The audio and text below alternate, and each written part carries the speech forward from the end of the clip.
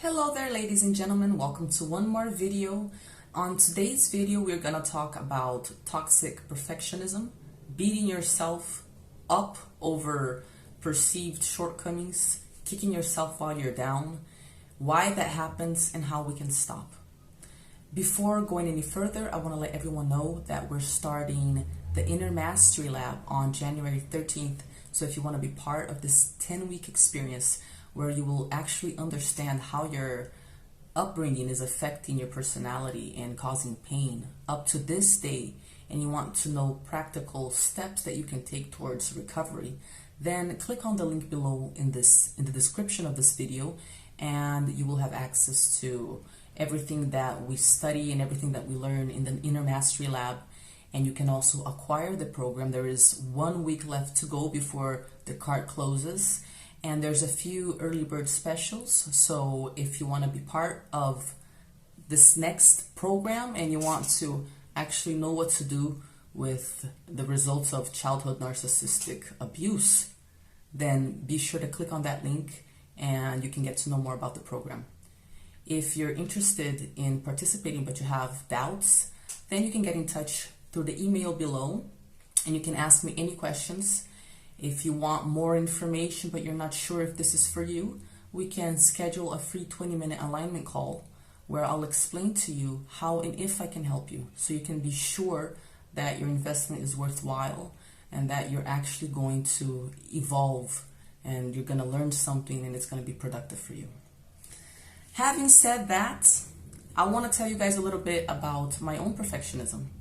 I remember many years ago, I was such a perfectionist that if I perceived any of my own shortcomings, if I failed in any way, if I was imperfect in any way, this caused a huge snowball effect of just like uncontrollable emotions, unbelievable levels of anxiety. And in the end, it would actually just render me completely unproductive. The interesting thing about being a perfectionist is that we demand that we reach our own standards because we think that this is how we're going to be better or good enough.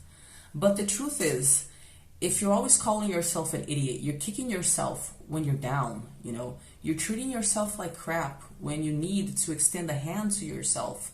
What's going to happen is that you're going to be filled with anxiety, with shame, with guilt, and it's just going to be a domino effect. After a few hours or days or weeks, it'll just take over your emotional landscape, and your nervous system is going to go haywire. You're going to be filled with anxiety, and perfectionism actually makes you be pretty unproductive. So it's counterintuitive to be a perfectionist if you want to be someone that actually has high standards and that reaches them, right? And someone who can actually be productive. So many years ago, if I said something wrong, I'd call myself an idiot. If a man rejected me, I think that I was the worst trash on the face of the planet.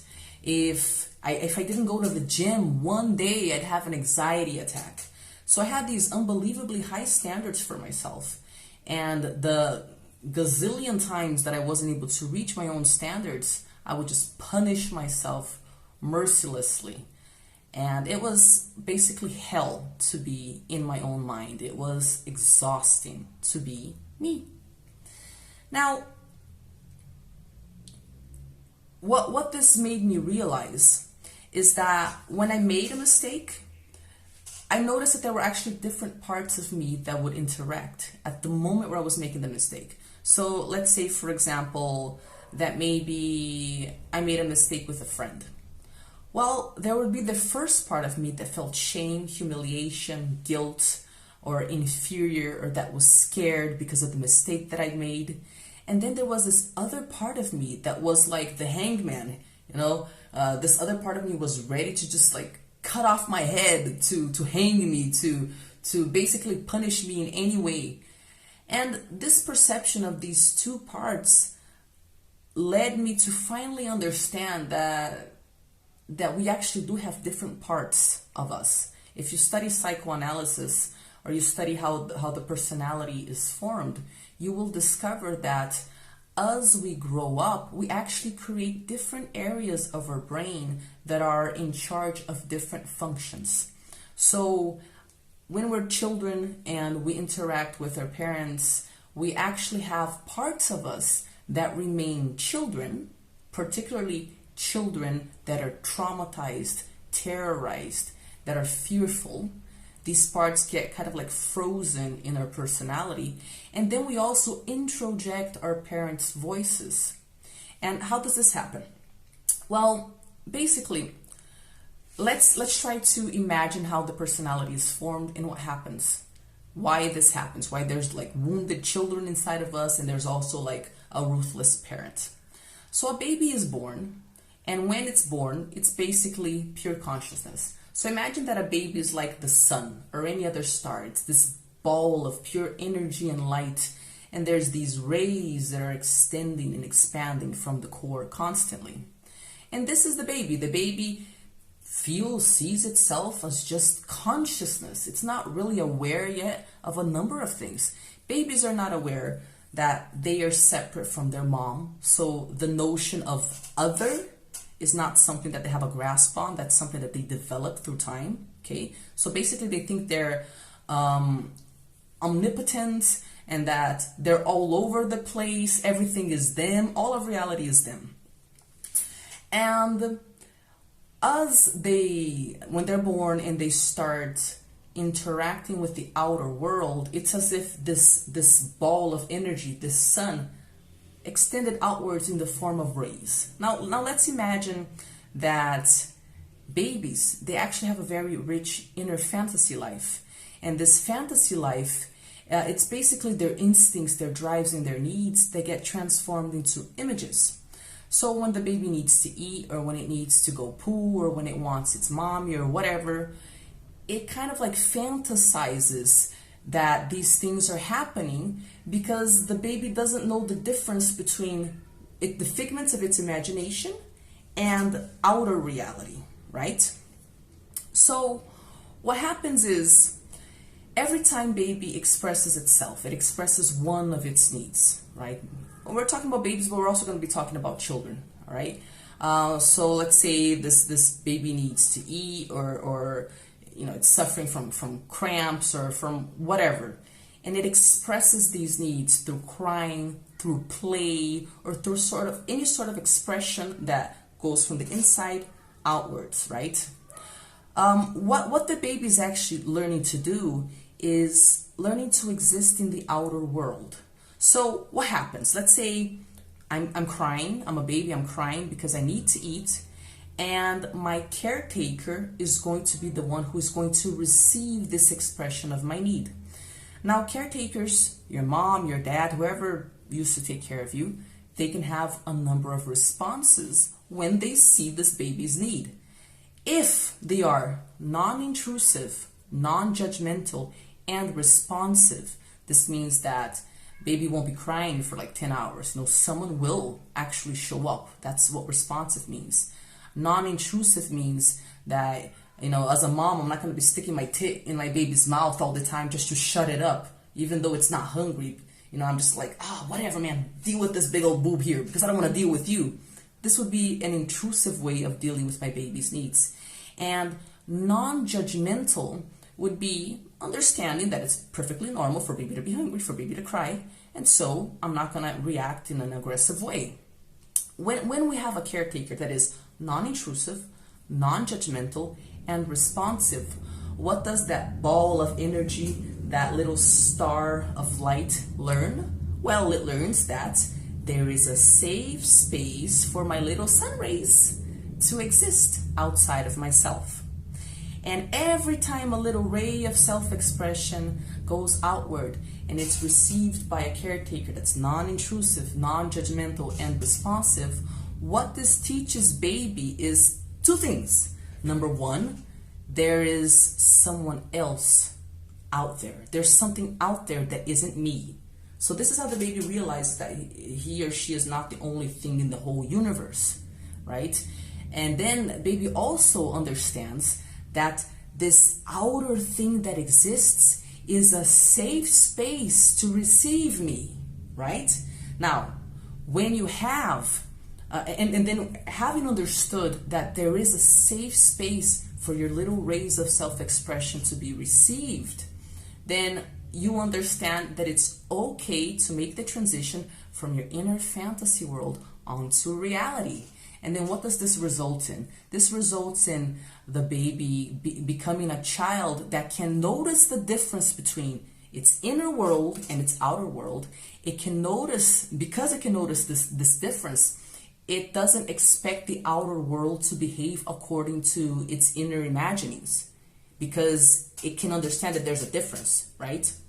And basically this teaches baby to tolerate the existence of the other, and to tolerate frustration, to understand that just because I think something or imagine something, it doesn't make it so. There's a real world out there, and you know, the rules function a little bit, they work a little bit differently in the real world. So you learn how to deal with reality when your caretakers are non-intrusive, responsive, and non-judgmental, because you make a safe transition to reality. Now let's imagine, same baby, different caretakers. I'm this little ball of light and I'm extending outwards, and my caretakers are not responsive. I cry for a long time before anybody shows up. They are not, they aren't non-intrusive, they are intrusive. I'm constantly invaded. I'm constantly made to do things I don't want to do. The other person's needs are more important than mine. I have to succumb to their needs. I can't really exist. And there's also a judgmental sort of response to the things that I put out there, right? To the expressions of my need. I'm met with anger or with something that causes me fear. What I, as this little ball of sunlight, understand is that it's not safe for me to make the transition from my inner fantasy world out into reality. So what do, I withdraw back into my inner fantasy world. And all of that mental energy stays up here. And then something interesting happens at this moment. The parts of me that went outwards and that were met with an intrusive, judgmental, and non-responsive caretaker, those parts, I start perceiving them as threats. Why? Because I'm completely dependent on my caretaker. If my caretaker rejects those parts, this is literally interpreted as a life or death situation, because, you know, babies are completely dependent on adults for absolutely everything. So as a result, I am going to reject that very same part that was rejected by my caretaker, because if it's such a dangerous thing that I am met with this reaction that causes me such fear, I don't want to have to deal with all of these threats and all of these dangerous things. And so here we start getting parts of ourselves that were spontaneous expressions of our consciousness, and we start putting them where? We start repressing them or pushing them into our subconscious mind. It becomes our shadow parts. And we have a keen interest in keeping those shadow parts hidden, because they represent danger and they represent our demise. And so because we weren't able to make the transition from our inner world to the outer world, where we can deal with reality and with things that happen there as they really are, we stay in our inner fantasy land. And we have our inner fantasy land basically becomes hyperactive. And we end up either intellectualizing way too much. So it's those people who are always thinking, always have catastrophic thoughts, or just obsessive, intrusive thoughts they can't control. It seems like they can't shut their minds up. Or you have those people who are disconnected from reality and kind of always daydreaming. They're always kind of in this inner fantasy land, because they learned it wasn't safe to go outwards. The problem with being in our inner fantasy land is that on top of us always making an effort to keep our shadow parts hidden, we are always on alert, right? We're always on alert. We're always trying to keep those parts hidden because we don't want to deal with danger. And we're also disconnected from reality. So when we have a hyperactive inner life, intellectual or fantasy life, we're not really seeing how the world works. And this is another way of saying that perfectionists will actually demand things of themselves that are completely unrealistic. When I look at my clients, or even myself, and the horrible reactions of self-punishment they have, because they weren't able to reach their own standards. And when we analyze those standards that they set in the first place, they make no sense. It's like, obviously you weren't gonna able to do that, because if you were, if you had a footing in reality, you'd understand that people don't achieve what you think you were supposed to achieve in one go. And so we become very intolerant to frustration. Being intolerant to frustration means you can't take reality as it is. So, having said that, if you can't take reality as it is, you can't take your own humanity. You can't take the fact that there are good days, there are bad days. You can't take the fact that you're going to make mistakes, and if you're a human, you're going to make lots of them. Because you're off in la la land, where you think things need to happen the way that you think they need to happen. So how do we heal this? How do we heal this thing where we're stuck in our minds with these unrealistic goals, making all this effort to hide parts of ourselves so that we can survive? Well, remember I said earlier on that when I used to punish myself, I noticed that there was clearly at least two different parts of me that were at play. There was a part of me that was fearful, scared, full of guilt, full of shame. And that's the part that felt really crappy about itself. But there was another part. And I identified later on that other part was nothing more and nothing less than the voices that I had introjected from my parents. In other words, when I was a kid and I used to have, express myself a certain way, I was met with a lot of shaming, a lot of guilt tripping, a lot of anger, and all of this made me terrorized, right? And what I ended up doing is, when I expressed myself as an adult and that part wasn't as perfect as I thought it should be, then I had like an inner parent. I had like my mom that I had introjected, right? And I would treat that part of me that wasn't perfect exactly the same way that my mom used to treat me. With the same humiliation, with the same shaming, with the same guilt tripping, with the same anger, the fury, the violence. So in order to heal this split, oh look, kitty cat came to be part of our life. Oh, it's not a life, but a video. In order to heal this part, first and foremost, you have to understand that it's a decision. I know that seems simple. I know that seems too simple to be true. But if you're taught that the only response that you can have to your perceived shortcomings is punishment, and you have to make a decision that this is crap and that it makes no sense to punish yourself.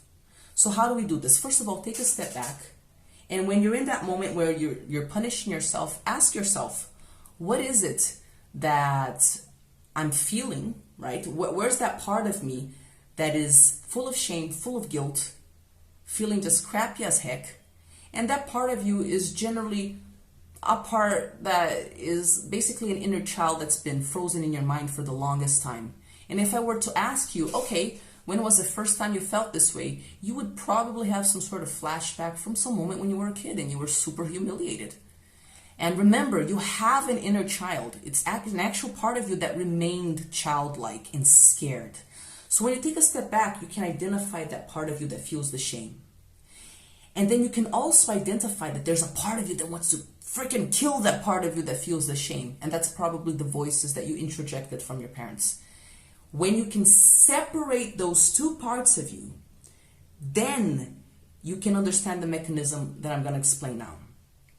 In order for you to heal perfectionism as an adult, you have to be those two parts simultaneously. You have to see the shame and the guilt of the part of you that you would normally punish and push into your subconscious mind because you reject it. You have to actually be responsive, non-intrusive, and non-judgmental. And you do this by receiving that inner child of yours through the eyes, the stance of a loving adult.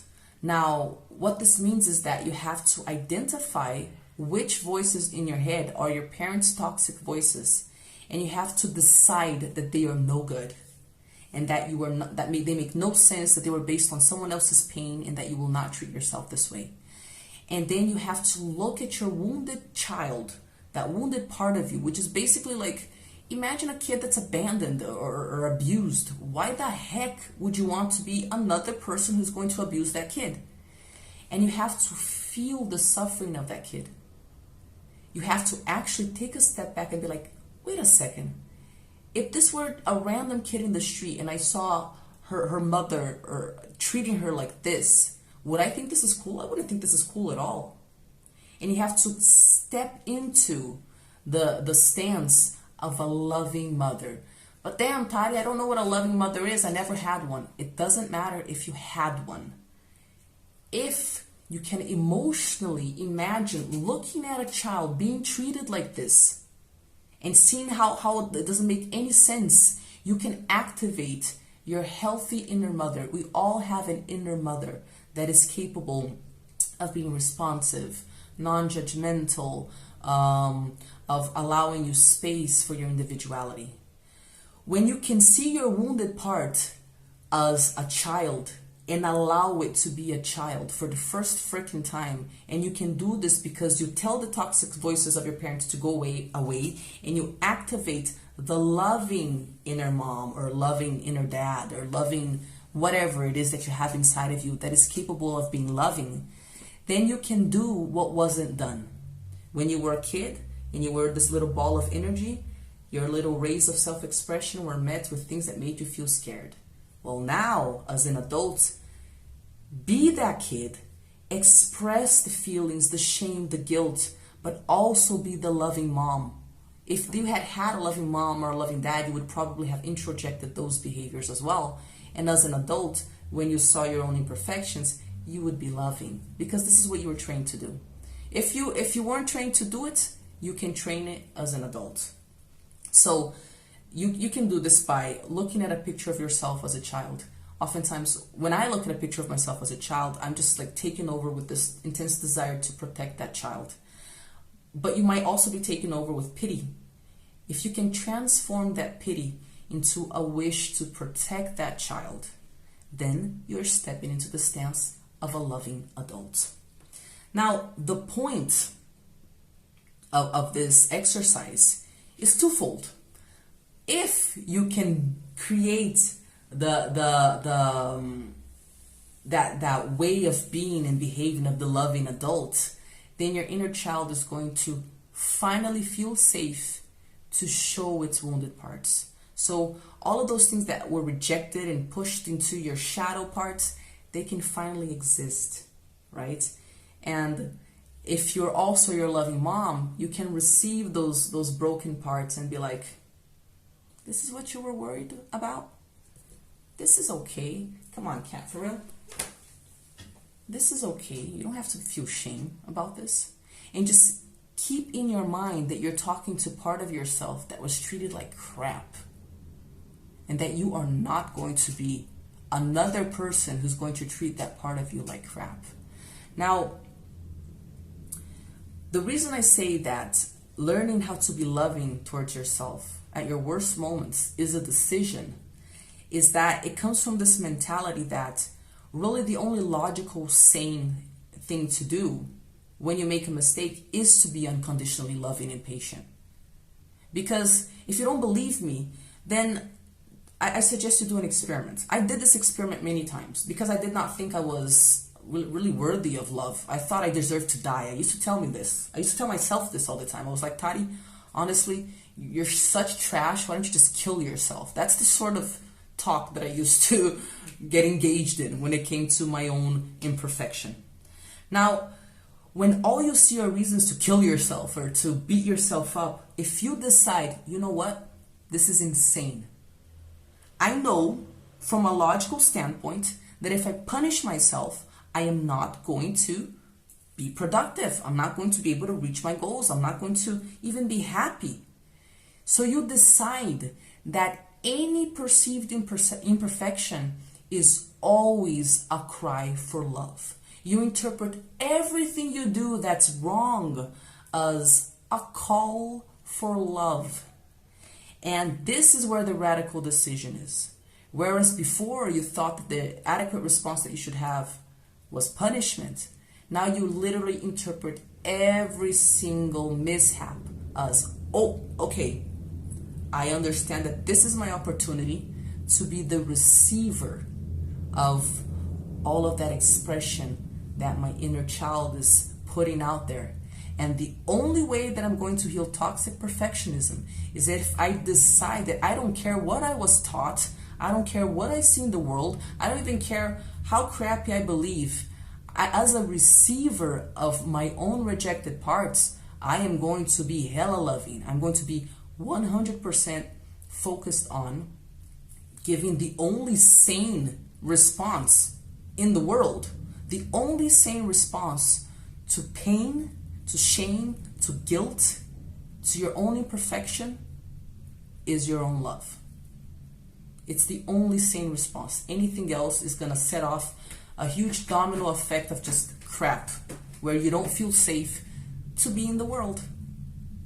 Now, what this means, like what this actually means in pragmatical terms, is that you have to identify what the toxic voices used to tell you during those moments of perceived imperfection, and you have to say things that are sane. So and that are based in reality. Remember, we're trying to make the transition between existing in your head, being on alert, and always trying to figure out how you should act so as not to be punished by yourself or by the world. And we're trying to make the transition between this and you feeling safe to be yourself in the outer world. So you have to decide, you have to say things to yourself that are based in reality. So if you used to tell yourself things like, you're such an idiot, you didn't pass this test. You're such an idiot, I can't believe you didn't pass this test. You're such a loser. If that's a toxic voice that's based on basically like completely unrealistic standards, right? Because sometimes people don't pass a test. So you have to say things that are based in reality, like, wait a second.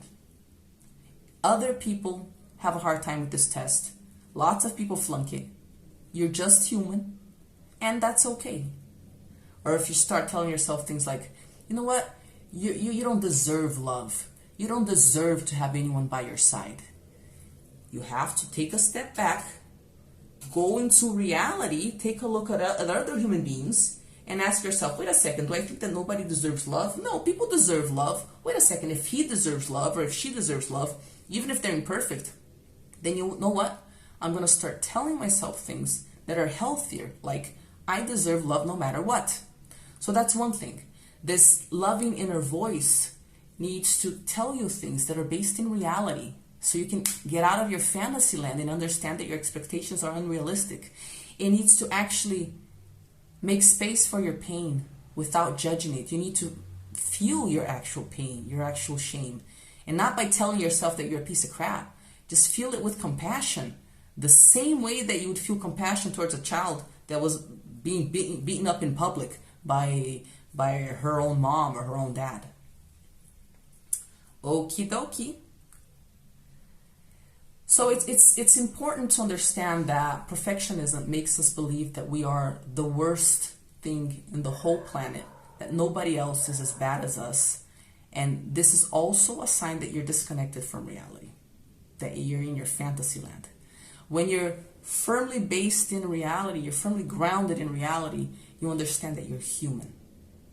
And being human means that you are constantly in flux. Things are happening. You know, you have good days, you have bad days. There is no such thing as that stability that you created in your fantasy land. All right?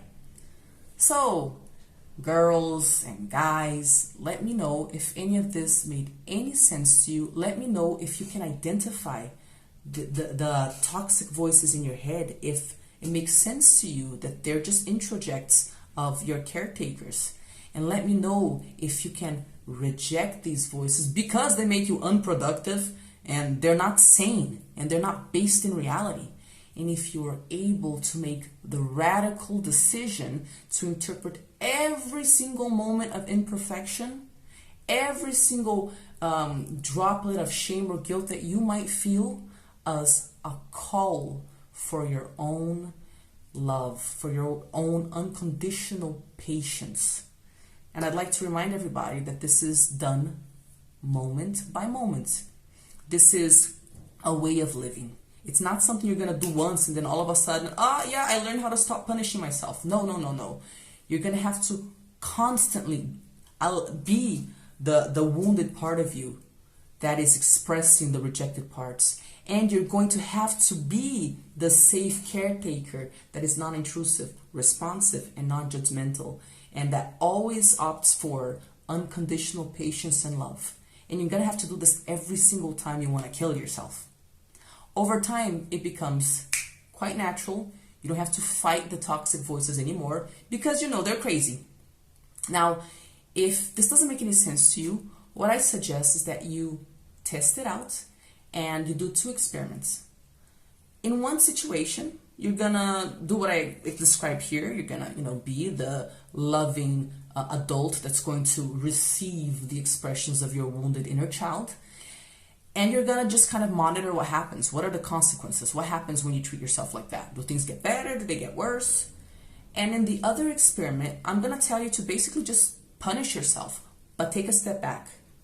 I want you to do the same thing that you always do, but observing yourself at a distance. And then I just want you to calculate how long it takes for you to get back on track. I want you to observe whether you actually do reach your own standards and your goals by punishing yourself like that. I just want you to be logical and observe the causes and the consequences of treating yourself like crap. And then you tell me what's productive and sane and what gets you back on track and calmer in a matter of maybe minutes and not hours, days, weeks, or even years. Okie dokie. This was a much longer video than I was expecting it to be, but I think this is a really important subject. Let me know if you identified. Write anything you want to tell me in the comments below. I try to read all of the comments. I can't answer them back individually, but you guys have no idea how important it is for me to read your feedback. So please do comment. If you're interested in the Inner Mastery Lab, then it's a 10-week program where you're going to feel like there was an internal revolution. Trust me, if you need any sort of information about why this internal revolution would take place, then we can schedule a free 20-minute alignment call and I'll explain to you if or how I can help you exactly so you know what you're getting yourself into and what your investment is going to actually buy. I'd like to remind everyone that we're starting on January 13th, so as of now you still have a week to acquire the program and to be part of this inner revolution. Alright, thank you very much for your time. Click on the link below if you want any more information or send me an email and I'll answer all of your questions. See you around.